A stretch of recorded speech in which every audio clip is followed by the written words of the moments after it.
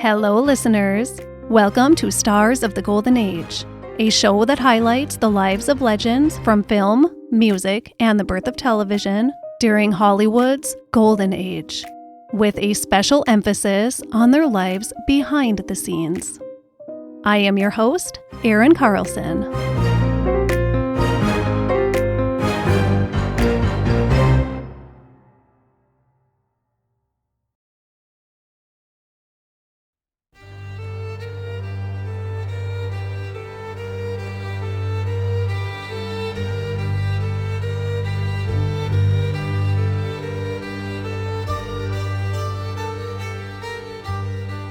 Today, we will be talking about Sidney Poitier. My primary source for this journey through Sidney Poitier's life is his own recollection of it. The book, The Measure of a Man, a Spiritual Autobiography by Sidney Poitier. An amazing book, and I actually also got the audiobook, which he narrates himself so I could hear Sidney Poitier himself tell his story. It is a beautiful and enlightening book. I highly recommend it.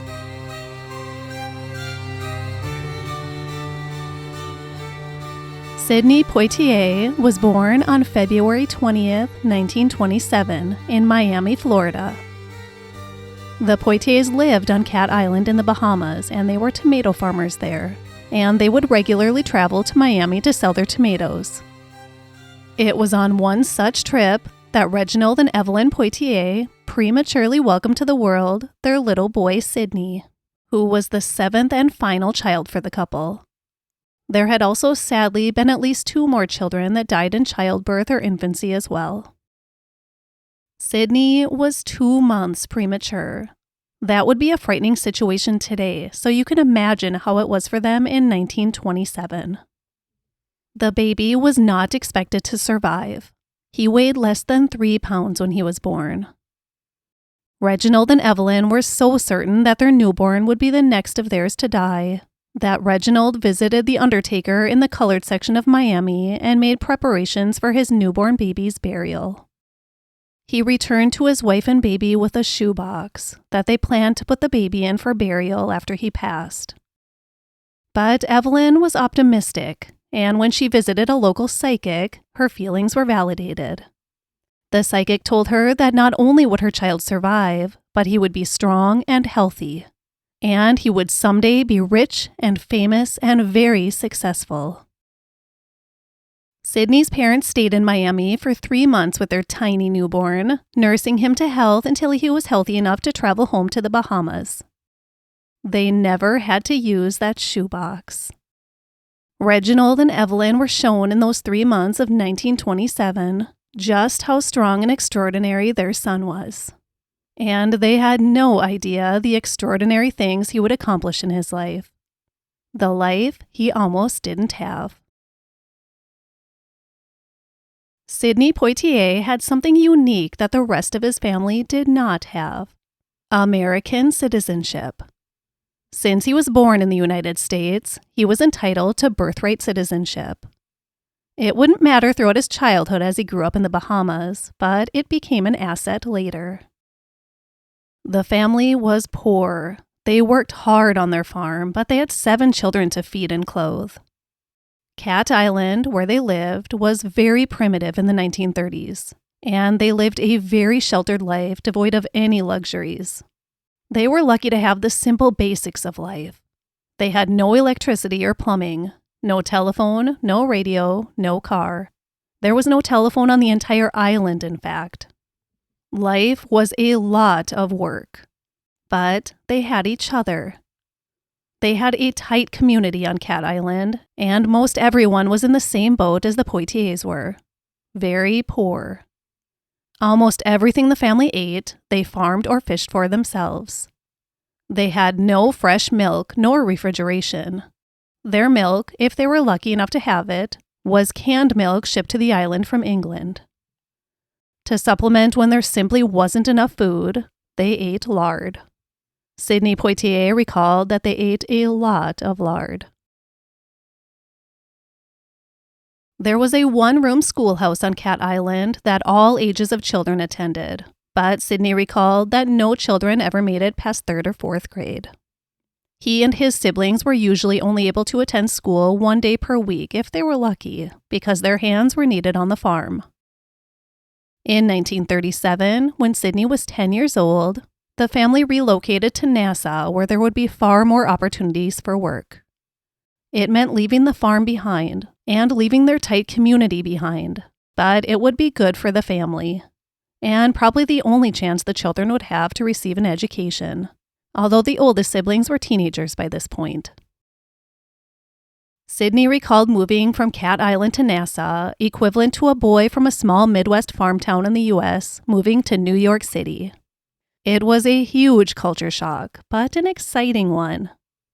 Just imagine going from a very primitive, secluded island, decades behind the advances of civilization, and being thrust into a world full of people and all of the modern amenities. Reginald got work as a taxi driver in Nassau. Sidney recalled his father as an extremely hardworking man. As for his mother, Sidney held a deep love and admiration for her. He recalled his mother like this, quote, "My mother was the most amazing person. She taught me to be kind to other women. She believed in family. She was with my father from the first day they met. All what I am, she taught me. I believe that my mother was a very special human being, and I think much that has happened to me is a continuance of her soul and her spirit, and a gift. I feel that whatever is good in me is that energy that she was. She put it into her last child." End quote. Evelyn raised her children to be kind, loving, respectful, considerate, and proud. She had 7 children to raise, and she still managed to prioritize being consistent in her teaching of good values. I'm sure it wasn't easy for her, with it being a struggle to just get by most days. Sidney, as a child, often thought she was tough and closed off emotionally. She had to be tough, though. But as an adult, he realized just what a gift she was, and that her love and encouragement was expressed in her own special way. A couple of neighborhood boys in Nassau took Sidney under their wings as he tried to figure out how to live in the big city. One day, they asked him if he'd like to go to a matinee with them. Sure, he said, but he had no clue what a matinee was. He had never heard that word before, and he absolutely had never been to a movie theater before. That would have been nothing but a fantasy-filled dream for him growing up in poverty on Cat Island.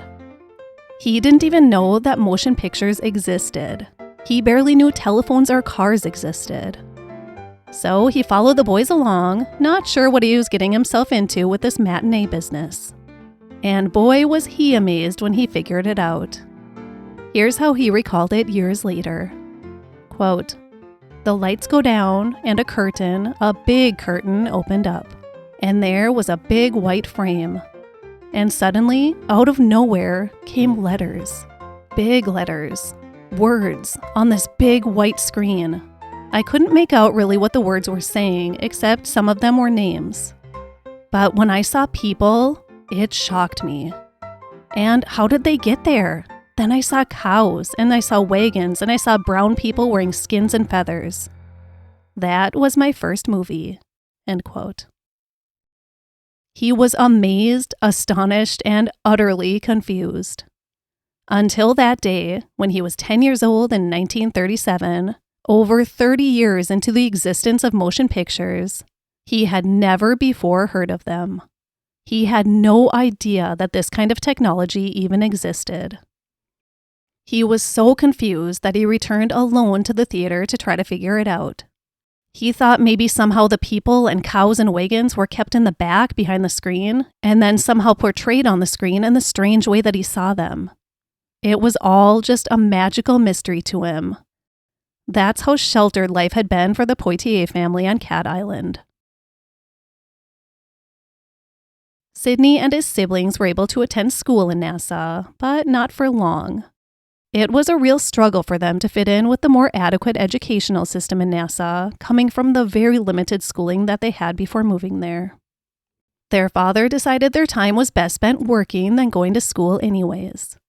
So, after a short time, the children were taken out of school and sent to work in order to help support the family. He started working in construction, but it was really difficult work for not a lot of pay. So, since he was a tall kid, he fibbed a bit about his age so he could get work as an adult. So, as an adult, he got a much better paying job as an assistant foreman. Still hard work, but the bigger paychecks really helped the family. 5 years after picking up and moving to Nassau, Reginald Poitier decided he wanted for his youngest son, Sidney, a much better life and much better opportunities than he and the others had had.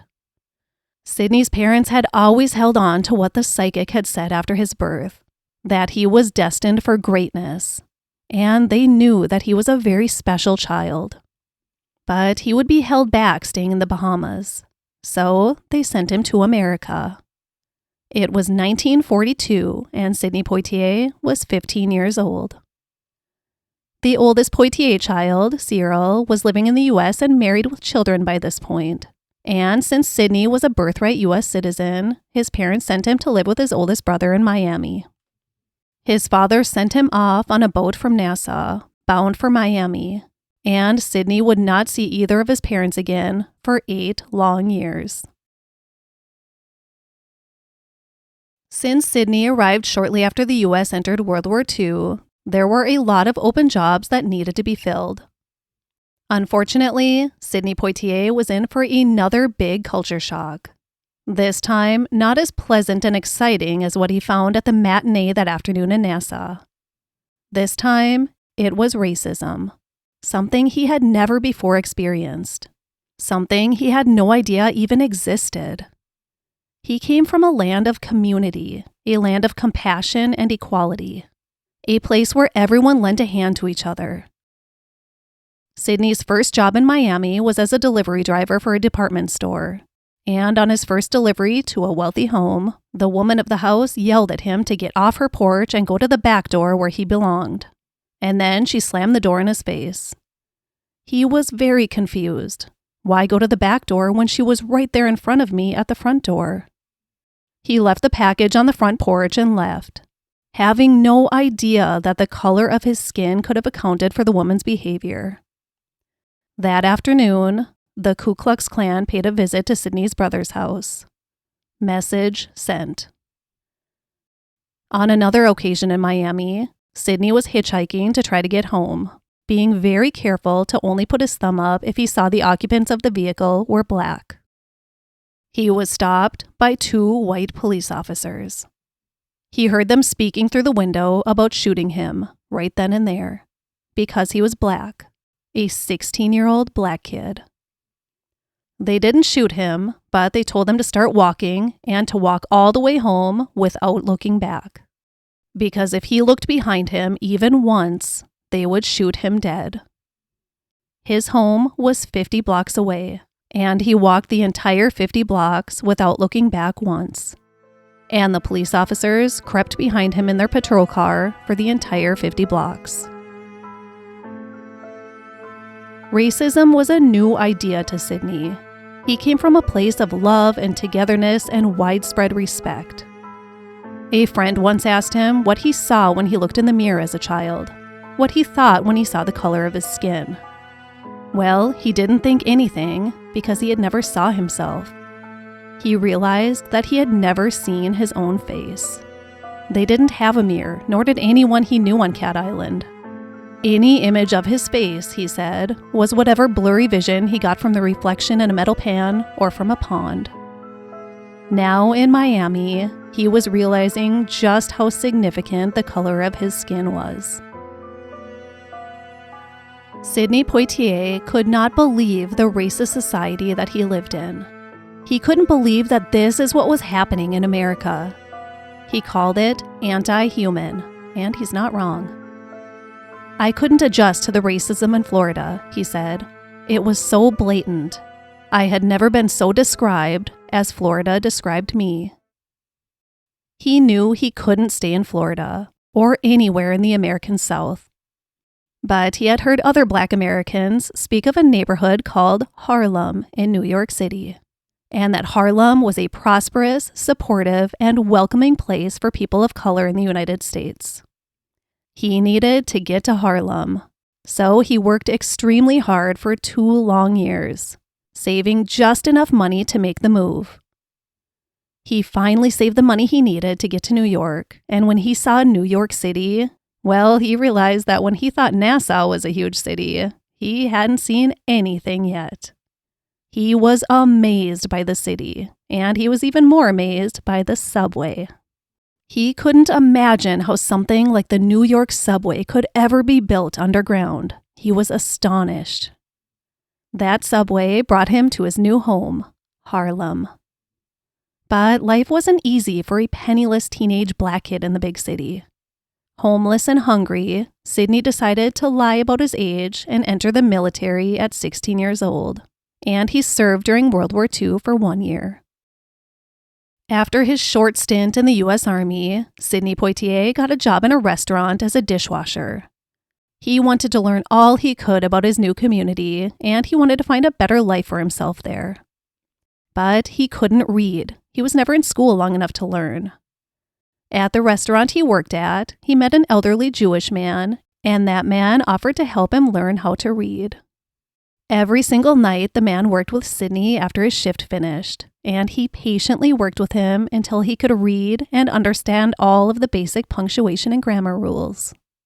And that new ability to read, the amazing gift that elderly man gave to Sidney Poitier, it completely changed the course of his life, because it allowed him to read 2 very important words in the local African American newspaper: actors wanted.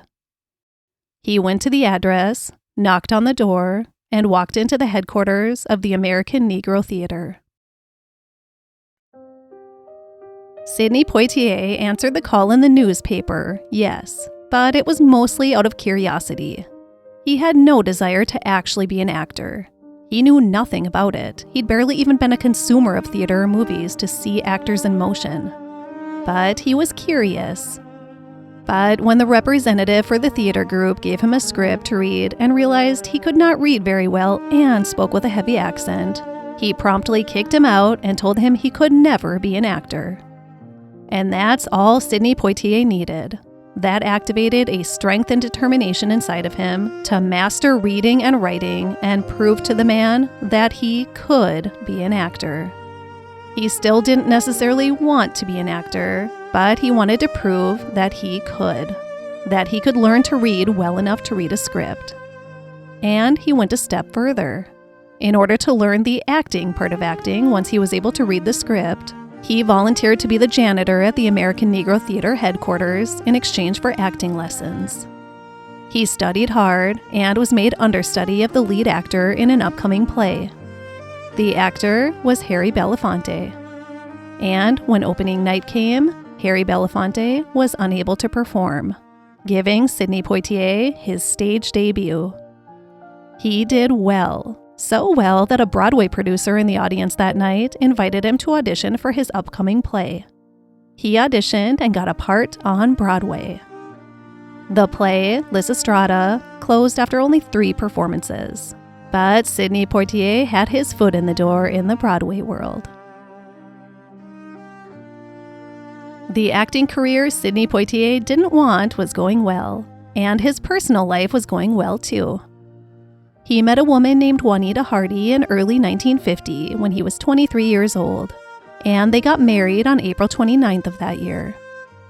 And around that time, still not planning on putting his all into a career in acting, Sidney and a friend opened a small rib joint, Ribs in the Rough, on 127th Street and 7th Avenue in Harlem. Juanita took some small modeling jobs, but ultimately had to rely on work as a seamstress. They quickly had a child, and then another. Times were tough.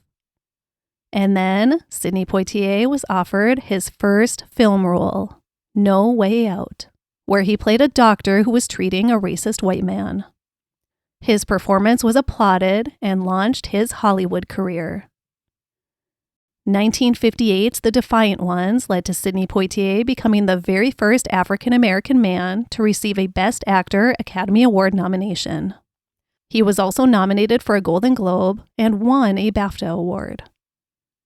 Immediately after his success with The Defiant Ones, Sidney Poitier returned to Broadway for a highly successful 15-month run with A Raisin in the Sun, which landed him a Best Actor Tony Award nomination.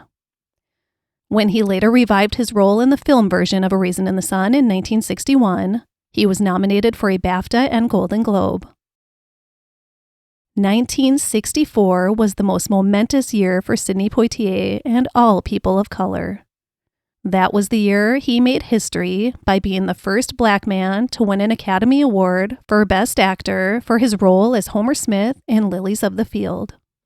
And he was only the second African American to ever win an Academy Award in its entire 35-year history. Hattie McDaniel had won for Best Supporting Actress for Gone with the Wind at the 1940 ceremony, 24 years prior. Along with the Oscar, Poitier also won a Golden Globe and a New York Film Critics Circle Award for Lilies of the Field. He knew it was a great accomplishment, but he knew it didn't mean racism had been overcome. It was a step, but it didn't mean the problem was cured. Sidney Poitier was very particular about the roles he played. He wasn't going to play anything that he wasn't proud of. Not only proud of, but he wanted to do films that sent a message, particularly about race relations. This was a difficult thing for a Black man to do in 1950s Hollywood. Just look how impossible it was for Butterfly McQueen, Hattie McDaniel, and all the other Black actors in Hollywood just the decade prior. He did it, though, and he set the stage for others to have the courage to stand up for their careers in the same way. The man who didn't want to be an actor had sure turned out to be a powerful one. Not everyone thought what Sidney Poitier was doing was particularly groundbreaking or worthy of praise. One critic wrote, quote, "Sidney Poitier does not make movies. He makes milestones. It is not necessarily his fault, but rather it is the result of an accident of timing combined with his affinity for working with second-rate directors. Because he is Black, as well as a major movie star, his movies require social interpretations that have nothing to do with cinema. Which is ironic since Poitier has never made a movie that revealed anything as important about America as his success in it. He is a good actor, but it is his career that is important." End quote. So this critic is basically saying anyone could have made the advances in race relations in Hollywood. Sidney Poitier was just in the right place at the right time. This critic, and the others like him, clearly didn't understand how hard he had worked to ensure strong and important roles for Black actors. And he was doing this for all of the Black actors who had worked 20 times harder than white actors to make it to Hollywood before him. And all the Black actors who were yet to come. Sidney Poitier paved the way for future actors like Denzel Washington, Morgan Freeman, Samuel L. Jackson, Forrest Whitaker, and Will Smith. All of the great Black actors we know. Sidney Poitier paved the way for all of them. When Sidney Poitier won the Oscar for Best Actor in 1964, there was a huge celebration in his home country of the Bahamas. His father had passed away just a couple of years prior, but his mother was still alive to see the great accomplishments her youngest son had worked so hard to receive. She was still living in Nassau, and she was so proud to be the mother of such a celebrated American actor. She had been told that he was destined for greatness, and she knew it would happen. When Sidney returned to Nassau after his Academy Award win, a big celebration was held, parade and all. It was a really big deal, as it should be. They were a tight community, and they were so proud of their son. Sidney was happy to have won the Academy Award and proud to be the man who could take that step towards racial equality and fairness in the industry. But he was also worried about what his win might mean. He was afraid that now that an African American had won an Academy Award, the Academy, the public, and the entertainment industry in general might think, okay, we did that. Now we can cool it with Black actors in good roles. He was afraid the point had been made, the step had been taken, but now it will fall back, or at the very least, plateau. He was afraid that white Hollywood would think that racial equality had been reached. Job done. But there was, and still is, a very long way to go. And Sidney Poitier knew that, especially considering the U.S. was right in the middle of the turbulent civil rights movement. Racial injustice and violence were happening all around the country, and it was impossible to ignore. Sidney Poitier was lucky to be in the successful position he was in. But it still, even for the most fortunate of them, was not easy to be Black in 1960s America. Not at all. At the time he won his Academy Award in 1964, Sidney Poitier had been married to his wife Juanita for 14 years, and they had 4 daughters together. As Sidney's acting career flourished, his marriage struggled to survive. By 1965, the year after the Oscar win, it was clear that there was nothing left. But still, Juanita did not want their family to break apart. She knew her husband wasn't happy in their marriage, but her faith pushed her to endure the pain. There was another factor, though. Sidney was in love with another woman.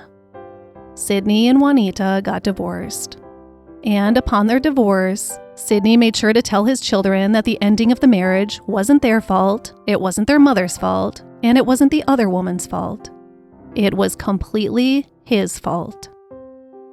His friend Harry Belafonte, who had been through this, told him to make sure he did not abandon his children.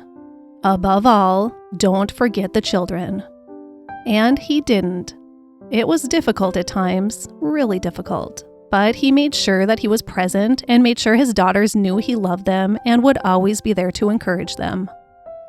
Sidney said this advice from Harry Belafonte was the best advice he ever received. So, who was the other woman Sidney Poitier was in love with? It was actress Diahann Carroll. They began their affair in 1959, 6 years before Sidney's divorce. Diahann Carroll was also married. They were in love and they wanted to be together. According to Carroll's autobiography, Sidney convinced her to leave her husband. He would leave his wife and they would be together. She left her husband, but he did not leave his wife, not for a long while at least. So she waited for him. When Sidney and Juanita did finally get divorced in 1965, he told Diahann he wouldn't marry her right away.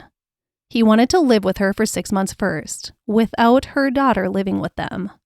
He didn't want to run from one marriage and family to another marriage and family. This wasn't going to work for Diahann Carroll, so the relationship ended. After all of that, the relationship ended. Sidney Poitier did not talk about his romantic life much at all in his autobiography that I read, and I didn't find much in other sources either.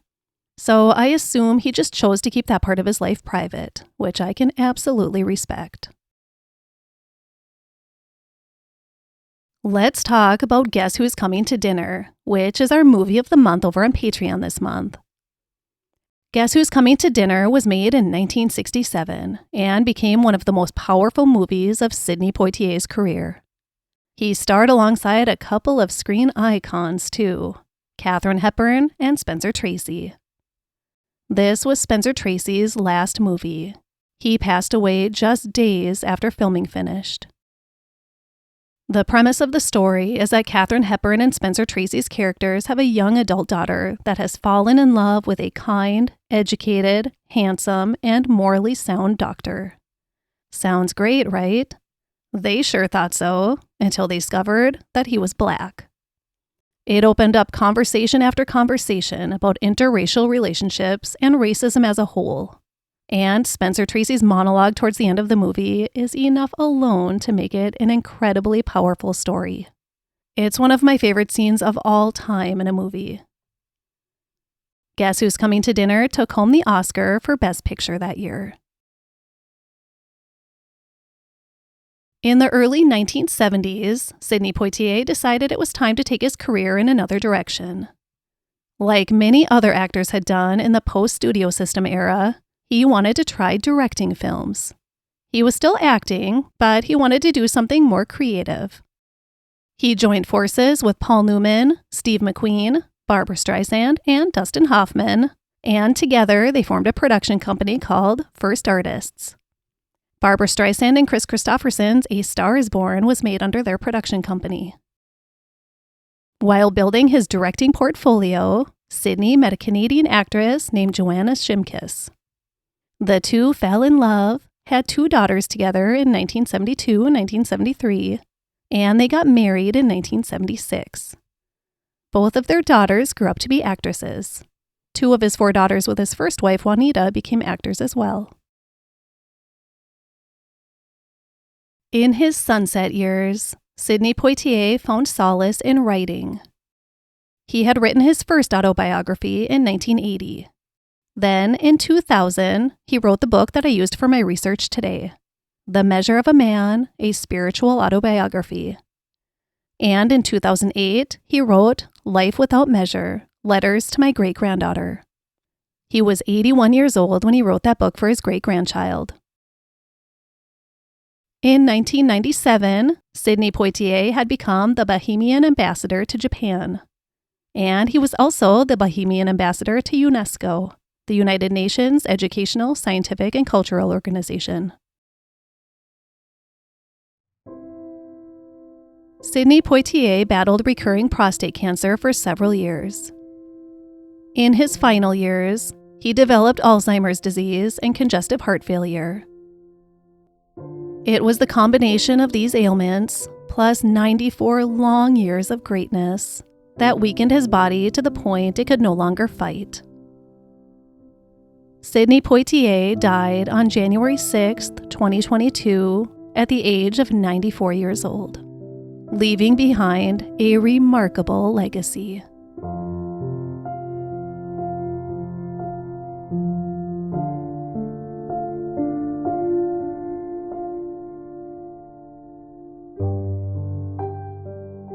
And now I would like to share some other interesting things I learned during my research.